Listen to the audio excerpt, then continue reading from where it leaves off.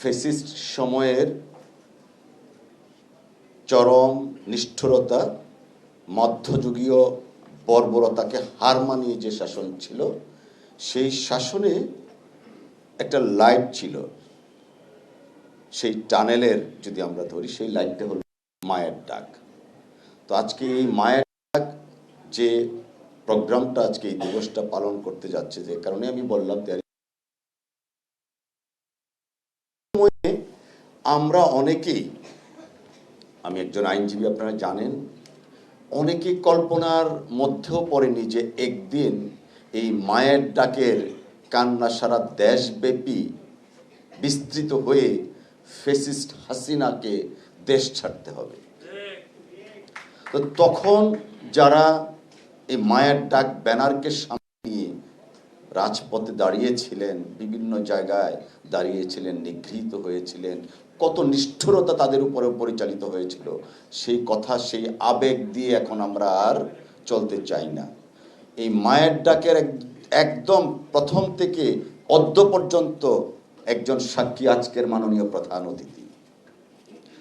আমি অনেকক্ষণ বক্তব্য শুনছিলাম, আবেগে কান্না আসছিল। Of course we have been crying last 17 years. এখন কান্নার সময় নয়, এখন আমাদের অধিকার আদায়ের সময়, এখন ন্যায় বিচার পাওয়ার সময়, এখন রাষ্ট্রীয় স্বীকৃতি আদায় করার সময়। আমি জাস্ট একটা দুইটা সেন্টেন্স বলে আমি আমার বক্তব্য শেষ করব। আজান পড়বে, মাননীয় প্রধান অতিথি বক্তব্য রাখবেন। আমাদের human rights, national human rights commission, তাকে শক্তিশালী করতে হবে। কেন? যেন ভবিষ্যতে আর মায়ের ডাককে আবার নতুন করে না দাঁড়াতে হয়। ক্লিন মাস্টার টয়লেট ক্লিনার, সবচেয়ে সেফ, সবচেয়ে ক্লিন।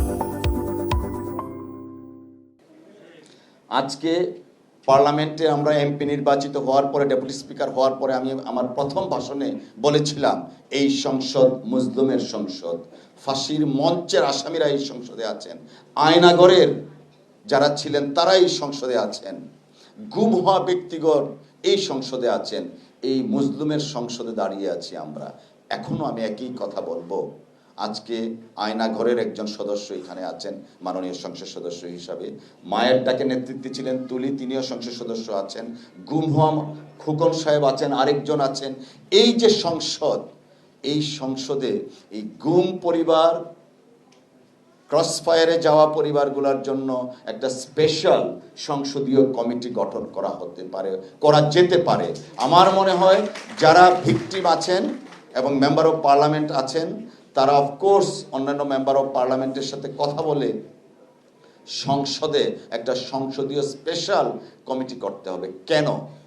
আমাদের নূর খান সাহেব একটু আগে যে কথাগুলো বলে গেছেন, আমরা ন্যায় বিচার চাই। ন্যায় বিচার সুনিশ্চিত করার জন্য ট্রাইব্যুনালের সংখ্যা বাড়ানোর দাবি আসছে, বাজেট বাড়ানোর দাবি আসছে। প্রত্যেকটা জিনিসকেই আমরা কিন্তু মনে রাখতে হবে, এই বর্তমান সরকার এই গুম, হত্যা, নির্যাতন, ক্রসফায়ারের উপর দাঁড়িয়ে এই সংসদ, এই সরকার। অতএব এই সরকারের দায়িত্ব হচ্ছে সর্বাগ্রে এই সমস্ত বিষয়গুলোকে প্রাধান্য দিয়ে রাষ্ট্র পরিচালনা করা। ডেমোক্রেসির বিউটি হচ্ছে একজন নীতির সাথে বিরোধিতা করবে। অফকোর্স পার্লামেন্টারি ফর্ম অফ গভর্নমেন্টে, পার্লামেন্টে যারা ক্রিয়াশীল রাজনৈতিক দল আছেন, তাদের মধ্যে নীতির প্রশ্নে, রাষ্ট্র পরিচালনার প্রশ্নে কনস্ট্রাকটিভ ক্রিটিসিজম থাকবে, বিতর্ক থাকবে। বাট আমি একটা আহ্বান জানাবো, ফ্যাসিস্টের বিরুদ্ধে আপনাদের সকলকে ঐক্যবদ্ধ থাকতে হবে ইনশাআল্লাহ। কারণ বাংলাদেশ যেন আবারও কখনো কোনো সময়ে ফ্যাসিস্টের মুখোমুখি হতে না হয়।